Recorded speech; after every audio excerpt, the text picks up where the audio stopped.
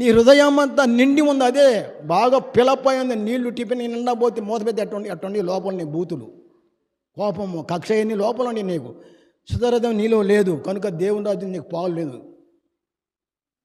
సర్పసంతానమా, మీరు చెడ్డవారు అండి, మంచి మాటలు ఎట్ట పలుకుతారు? మీరు పలకరు, మీరు చెడ్డవారు. మీరు హృదయం అంతా నిండి దాన్ని బట్టి నాలుగు మాట్లాడను కదా. ఇది నాలుగు మాట్లాడింది, మాట నాలుగు ఆడిపోతే మాట రాదు. మీరు సర్పసంతానం అన్నాడు. ఇంకో మాట గుర్తుపెట్టుకోండి, అదే అధ్యాయం 36 వచనం. నేను మీతో చెప్పినదేమనగా, చూడు, మనుషులు పలుకు వ్యర్థమైన ప్రతి మాటను గురించి విమర్శ దినమున లెక్క చెప్పాల్సి ఉండును. నీ మాటను బట్టి నీతిమంతుడు అని తీర్పు నందుదువు, నీ మాటను బట్టి అపరాధి అని తీర్పు నందుదువు. ఈ తీర్పులో నువ్వు ఉండాలి. మనుషుల పలుకు వ్యర్థమైన ప్రతి మాటను గురించి లెక్క చెప్పాలి రేపు.